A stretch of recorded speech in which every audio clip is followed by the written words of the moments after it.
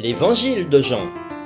Une étude sous la direction de Edward Zinke et de Thomas Shepard est présentée dans L'aventure dans la parole avec Emmeline et Ronnie, avec la contribution musicale de Robert G. Nous sommes enchantés de vous souhaiter la bienvenue en vous accueillant sur votre chaîne pour les réflexions de cette semaine.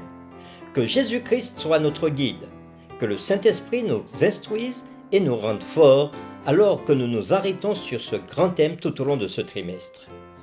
Aujourd'hui commence la série numéro 5 qui va du samedi 26 octobre au vendredi 1er novembre 2024 et qui a pour titre Le témoignage des Samaritains. Les lectures de la semaine concernent les chapitres suivants. Jean chapitre 4, les versets 1 à 42. Jean chapitre 3, les versets 26 à 30. Jérémie chapitre 2, verset 13. Zacharie chapitre 14, le verset 8. Et Ézéchiel chapitre 36, les versets 25 à 27. Le texte à mémoriser de cette semaine que nous vous invitons à dire avec nous se trouve dans Jean chapitre 4, le verset 42. Et il disait à la femme, « Ce n'est plus à cause de ce que tu as dit que nous croyons, car nous l'avons entendu nous-mêmes et nous savons qu'il est vraiment le Sauveur du monde. » Nous vous invitons à le redire avec nous. Jean chapitre 4, le verset 42. Et il disait à la femme, « Ce n'est plus à cause de ce que tu as dit que nous croyons, car nous l'avons entendu nous-mêmes et nous savons qu'il est vraiment le Sauveur du monde. » Qui étaient les Samaritains? Les habitants du royaume du nord d'Israël avaient été faits prisonniers par les Assyriens en 722 avant Jésus-Christ. Afin d'assurer une certaine stabilité politique, les Assyriens avaient dispersé leurs prisonniers dans tout l'empire.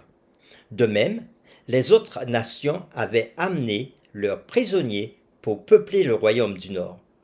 Tous ces gens devinrent les Samaritains qui pratiquaient leur propre forme de judaïsme. Cependant, les relations entre eux et les Juifs n'étaient pas bonnes. Par exemple, les Samaritains s'opposèrent à la reconstruction du temple au retour des Juifs de Babylone.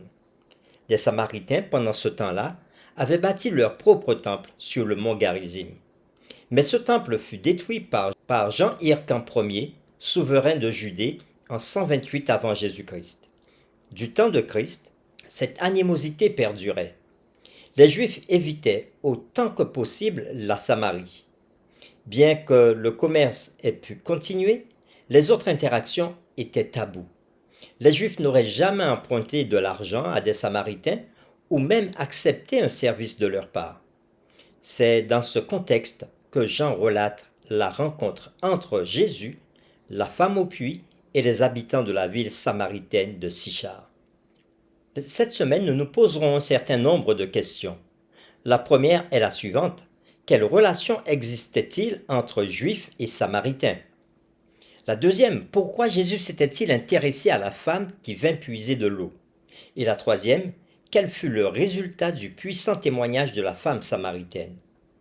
Et c'est avec les séquences suivantes que nous répondrons à ces questions. Le dimanche 27 octobre, le contexte de la rencontre. Le lundi 28 octobre, la femme au puits. Le mardi 29 octobre, donnez-moi cette eau, monsieur. Le mercredi 30 octobre, la révélation de Jésus. Le jeudi 31 octobre, un Messie différent. Et le vendredi 1er novembre, nous ferons le résumé et nous poursuivrons avec des réflexions avancées. Cette semaine, nous approfondirons toutes ces séquences. Que Dieu nous éclaire alors que nous partagerons l'étude de cette nouvelle semaine. Que cette étude renforce notre amour pour Dieu et son Fils Jésus-Christ. Nous vous invitons à prier avec nous.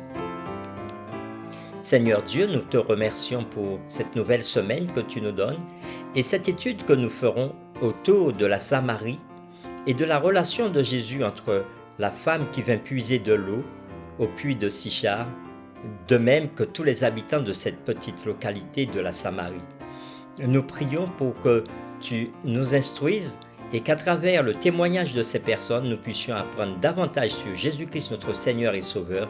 C'est en son nom que nous te prions. Amen.